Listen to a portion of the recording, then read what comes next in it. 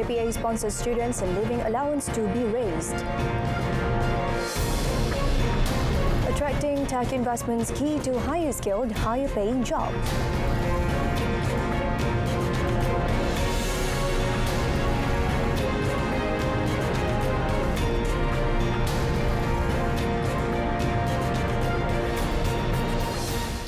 Salam Malaysia Madani, you're watching Malaysia Tonight with me, Shuhaida Arifin.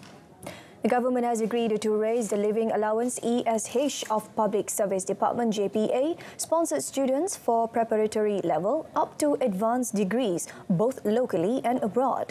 Prime Minister Dato' Sri Anwar Ibrahim said the increase in the allowance would be enjoyed by students from 1st July. Mulai 1 Julai, saudara akan dapat RM100 tambahan.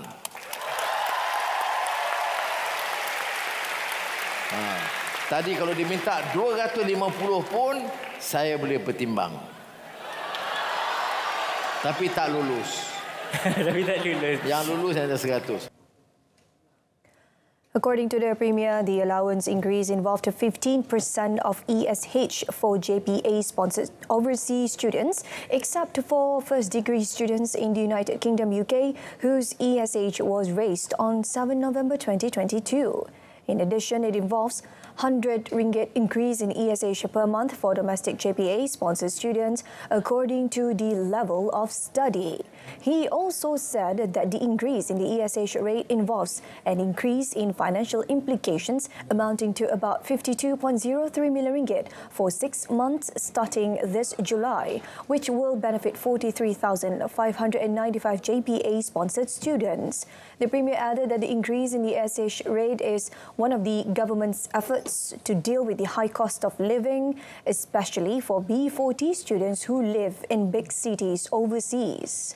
Dato' Sri Anwar noted that the initiative to revise the ESH rate will enable government-sponsored students to focus on achieving academic excellence without thinking about the financial burden of studies, while also ensuring that the government-sponsored offers remain relevant and prestigious.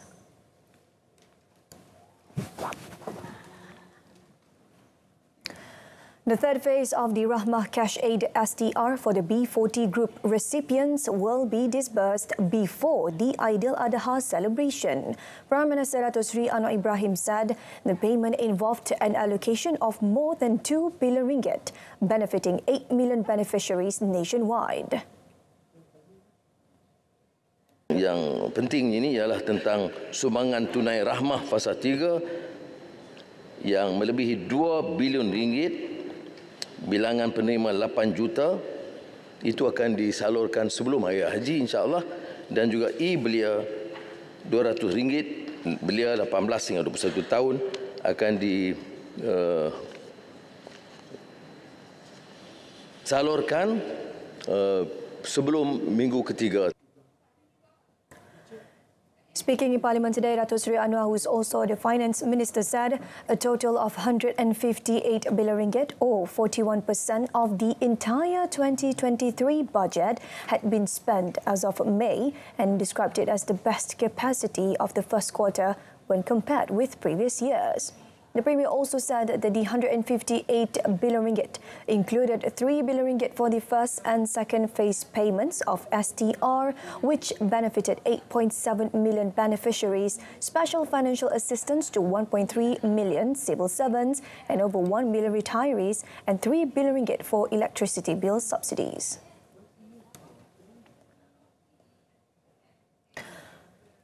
On another note, Dato' Sri Anwar reminded all parties not to distort the facts pertaining to the use of the word of Allah to deceive the people when explaining the allegations that he had misled the Dewan Rakyat on the matter. The Premier stressed that he had not given any contradictory statements in regard to his audience with the Sultan of Selangor last week. Yang saya menghadap kebaduli Sultan Selangor atas titah tuanku, itu bukan soal keputusan lama. Tanjung Karang faham dan Sultan Selangor itu Sultan kamu di negeri Selangor. Baca apa yang Sultan Selangor sebut, iaitu dalam soal perakuan kabinet tentang tidak membolehkan Allah digunakan di semenanjung tanah Melayu diperkenan. Kemudian kelonggaran untuk Sabah Sarawak saya jelaskan, dan kemudian oleh kerana ada pindaan, tuanku memberi pandangan sebaiknya pindaan yang nak dicadangkan itu atau memperkemas peraturan itu sebaiknya dibawa dulu kepada Majlis Kemajuan Islam supaya tuanku sendiri akan persembah kepada Majlis Raja-Raja.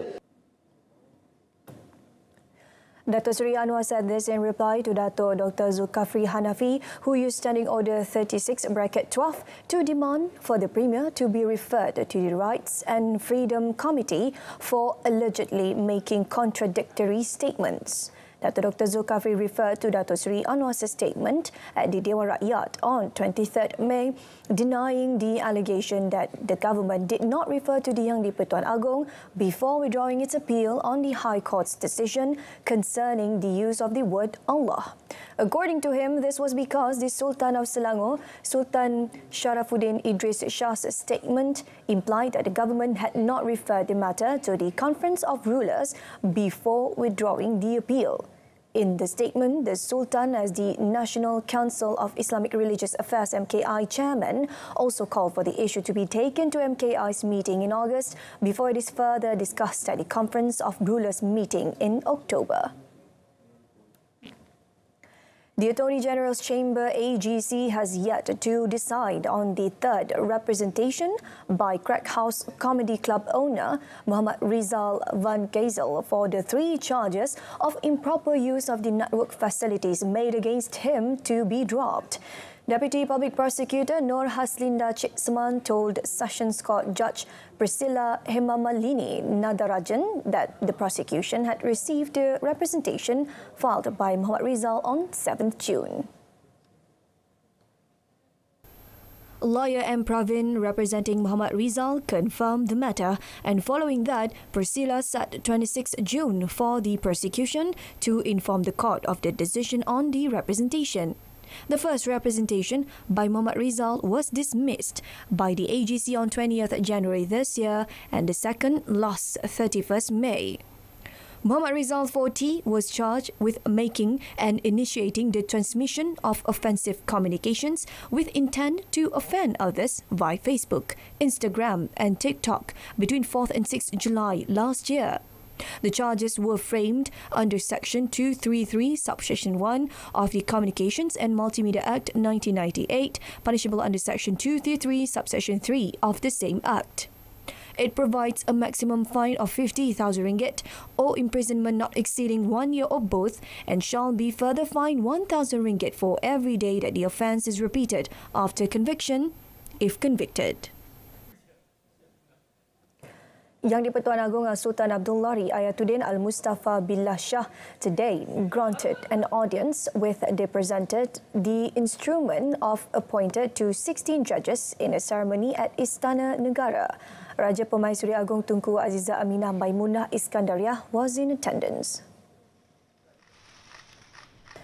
The ceremony began with the representation of the instrument of appointment to Federal Court Judges Dato' Abu Bakar Jais and Dato' Abdul Karim Abdul Jalil.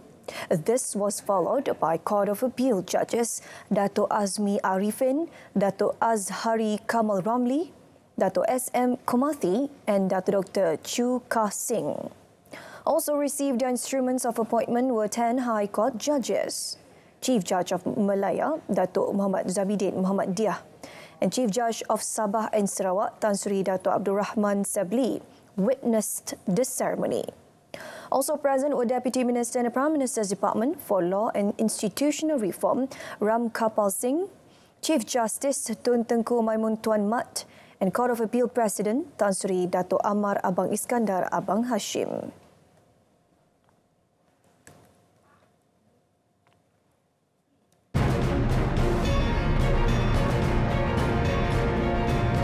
Next, salary report to be released quarterly to address wage gap issue.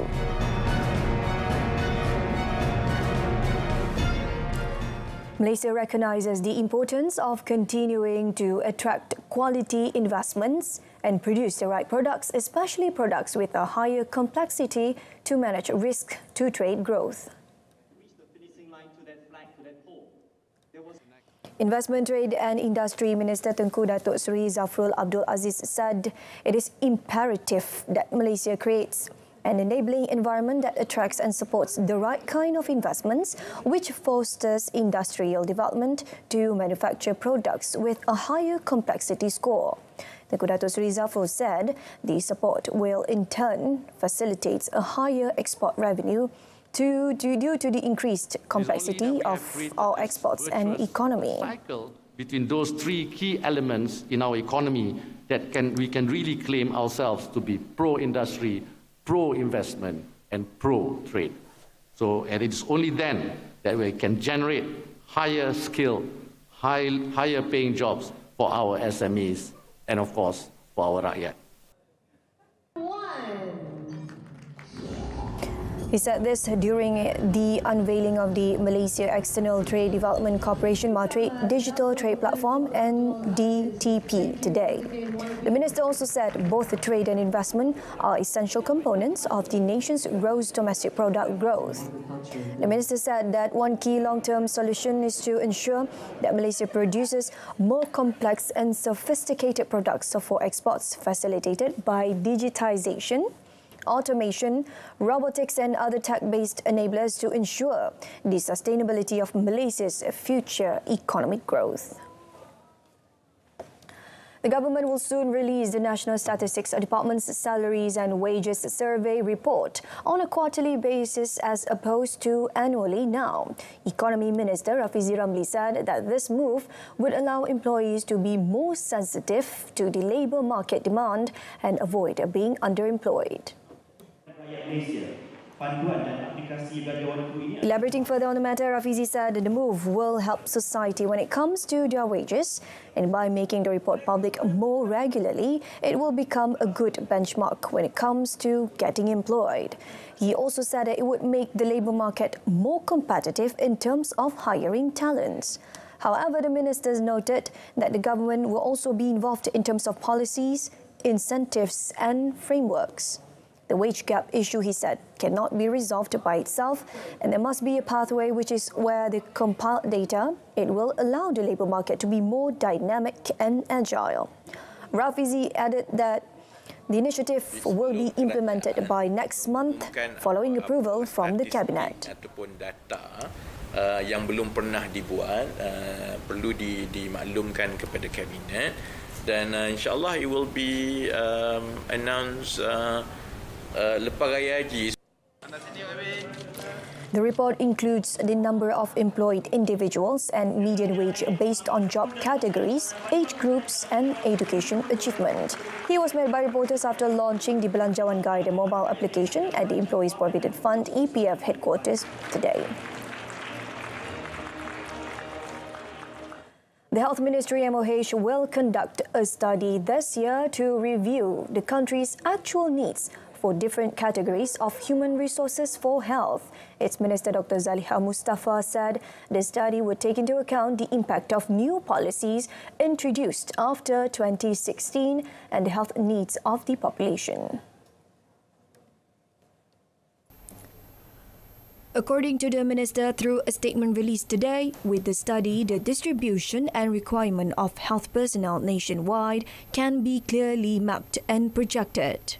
She said the ministry will continue to discuss with the Public Service Department JPA to ensure that the health policies and plans prepared are in line with the needs of the people. Dr. Zaliha said the study would be evidence-based for the preparation of an implementation plan for the strategy in the Health White Paper. The minister added that the long-term plans is to ensure that the residents have access to better health services. On the JPA's decision to stop sponsoring students pursuing studies in medicine, dentistry and pharmacy, Dr. Zaliha said this was based on a previous policy made in accordance with the findings of the supply and needs-based requirement projections of Malaysian human resources for health using System Dynamics Approach 2016-2030 study conducted by MOH. According to her, the study showed that there will be an oversupply of medical officers from 2026 to 2030. However, she said the study was based on data from 2008 to 2015 and did not reflect the current situation.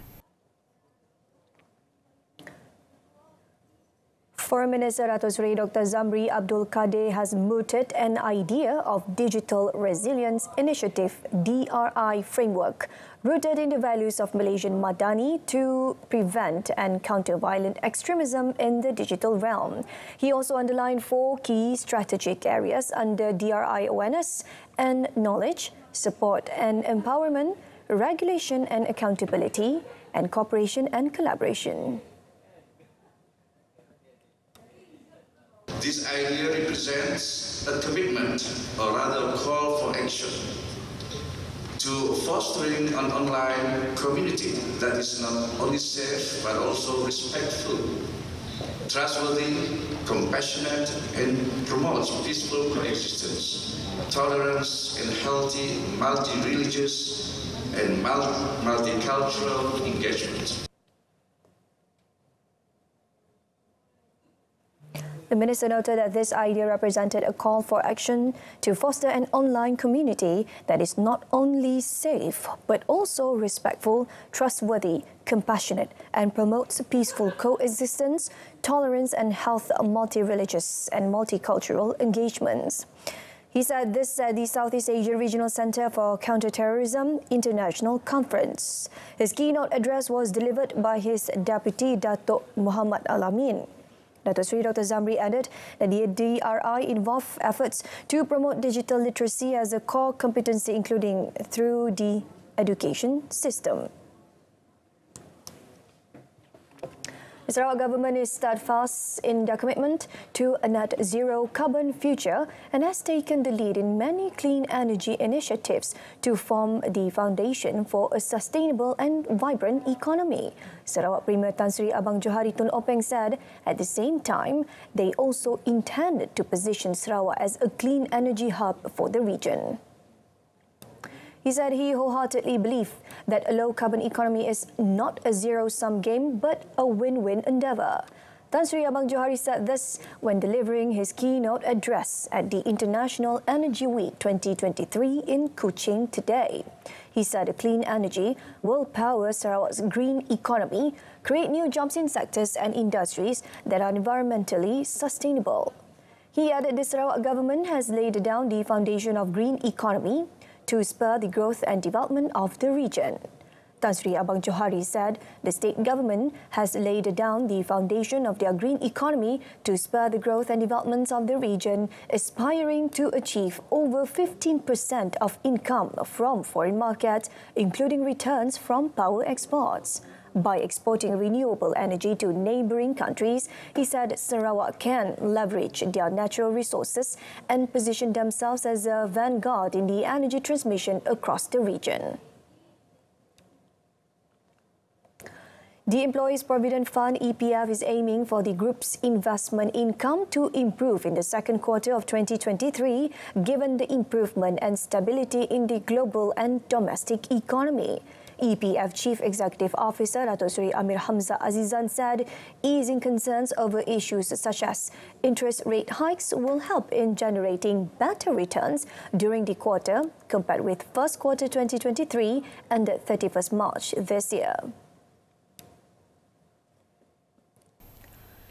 Commenting further, Dato' Seri Amir Hamzah said Prime Minister Dato' Seri Anwar Ibrahim suggested that the EPF increase its domestic direct investment to 70%. This year, he said, EPF will invest approximately 70% domestically and the balance will be invested abroad. He also said EPF's investment income rose 3% to 15.16 billion ringgit in first quarter 2023 from 14.77 billion ringgit recorded in first quarter 2022. Dato' Seri Amir Hamzah said this after the launch of 2022-2023 Belanjawanku Guide and mobile app Belanjawanku today. Meanwhile, the EPF CEO noted that the data provided by Belanjawanku serves as a guide for EPF members and Malaysians on the essential expenses for their basic daily needs. Introduced in 2019, Belanjawanku provides data on minimum expenses for households according to categories, as well as recommendations on the allocation for discretionary expenses and personal savings.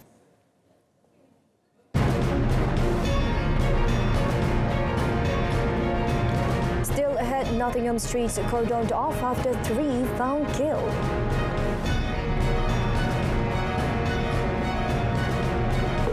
Kecemasan, boleh saya bantu? Hello, there's been a motorcycle accident here. Maybe an elephant ran it over. Sir, there is fire accident at the address number 5 Jalan Tembikar Shah Alam. PGO from FRT Shah Alam, there was no fire accident here. Over.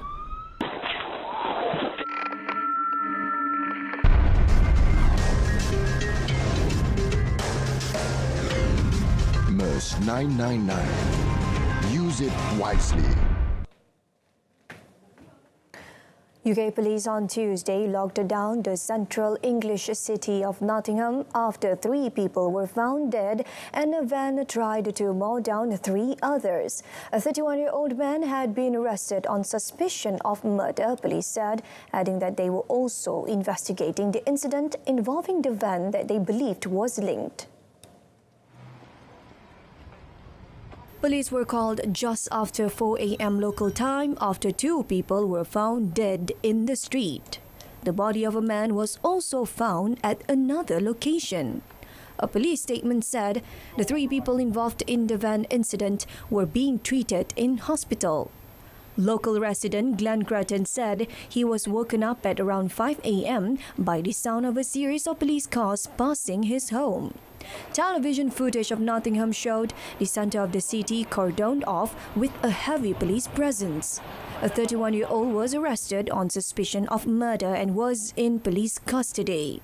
No indication was given of the motive for the incident, but the police statement made no mention of counter-terrorism officers being involved. British Prime Minister Rishi Sunak thanked the police and emergency services for their response to the shocking incident in Nottingham and said police must be given the time to do their work. The driver of a bus in one of Australia's worst bus accidents in 3 decades was granted bail on Tuesday. 10 people were killed when a chartered bus carrying wedding guests rolled over at a roundabout on Sunday night. Okay, let's let him regroup. Brett Button, 58, had been in police custody but was released on bail when he appeared in the Sussex local court today. He was charged with 10 counts of dangerous driving in relation to each death and 1 count of negligent driving. His bail conditions include that he does not drive and that he observes an overnight curfew at his Hunter Valley home of Maitland. He was alleged to have been driving too fast when the vehicle rolled on its side and hit a guardrail in heavy fog in an Australian wine region, killing 10 wedding guests and injuring 25 others. Police said 14 people are still in hospital, with 2 in intensive care. Button was driving 35 passengers on a 20-minute journey from a wedding reception at a Wendin Estate winery to the town of Singleton in the Hunter Valley wine region of New South Wales State when the 2009 Volvo bus rolled at a roundabout late on Sunday.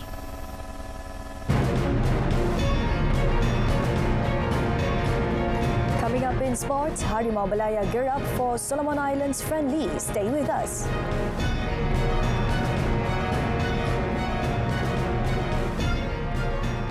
National cyclist P. Kun Pan made history when she became the country's first female representative to win the Asian Road Cycling Championship ACC, bagging the gold in the Under-23 Women's Massed event in Rayong, Thailand on Monday. According to a statement from the Malaysian National Cycling Federation, MNCF, Kun Pan, who recorded a time 2 hours and 51 minutes and 41 seconds with an average speed of 38.79 kilometers per hour, won the gold after overcoming competition from Uzbekistan's Yanina Kuskova silver and Dewika Mulyasova from Indonesia bronze. Two other national representatives, Zanzi Yong and Nur Fitra Syahri, who also raced in the event, finished 10th and 18th respectively. MNCF Vice President Norazman Abu Samah described Kun Pan's historic win as a great triumph, especially when the rider and Nur Fitra almost missed the ticket to compete in Rayong. He added that they came to Rayong to race with their own money, and the participation was also confirmed at the last minute. Norazman said Kun Pan's success had proven that the women's road cycling squad was on the right track to stand out at the 2025 SEA Games in Thailand and 2024 ACC. The 20-year-old rider's triumph also ended Malaysia's medal drought in the competition since Adik Husaini Osman clinched silver in the men's mass relay event at the 2012 ACC. National team head coach Kim Pan-gon said the approach to winning a game is more important than playing a beautiful game ahead of their Tier 1 international friendly against the Solomon Islands at the Sultan Mizan Zainal Abidin Stadium in Terengganu tomorrow. With the Harimau Malaya preparing for a tough challenge in the 2023 AFC Asian Cup Finals in Qatar next January, he feels that the players need to get used to the various ways of winning matches, including bringing in results against teams who adopt different tactics. The South Korean coach said as such, the team's playing style may differ from that expected of by the fans and the media. All eyes would be on national head coach Kim Pan-gon and the tactical approach the South Korean will adopt in his bid to overcome the Solomon Islands, who have their own capabilities. The Solomon Islands, who are coached by Spaniard Philip Vega-Arango, are ranked 134th in the world, while Malaysia are in 138th position after notching 2 wins during the FIFA International Match window in Johor in March. The Harimau Malaya will take part in the World Cup 2026 Asian Cup 2027 qualifiers from November before taking on South Korea, Jordan, Bahrain in Group E of the 2023 AFC Asian Cup Finals in Qatar next January. In the last 5 outings, Malaysia have only lost once to Thailand in the semi-final of the ASEAN Football Federation AFF Cup 2022 in January. Overall, both teams are in good form, although Malaysia look to have the edge on paper. After the friendly against the Solomon Islands, the Harimau Malaya will face Papua New Guinea in another Tier 1 international friendly on 20th June. World champion Argentina trained in Beijing on Monday night ahead of their friendly match against Australia on Thursday. Argentine superstar Lionel Messi arrived in Beijing on Saturday before leaving a storied European career to join Major League Soccer side Inter Miami as a free agent. This is the Argentina captain's 7th visit to China and his first since 2017. The team's training took place before Thursday Argentina-Australia match in the Chinese capital's recently rebuilt Workers' Stadium. Australia's midfielder Keanu Baker said the Socceroos are preparing for an intense run-out against Argentina, not a gentle friendly. The clash against Argentina is a friendly in name only, with emerging midfielder Bacchus labelling it a grudge match. Alright, so that's it from us this evening. In our top story, JPA-sponsored students' living allowance to be raised. Join us for updates at noon at 12:30 tomorrow. I'm Syuhaida Arifin. Malaysia Madani, tekad perpaduan, penuhi harapan. Thank you for watching.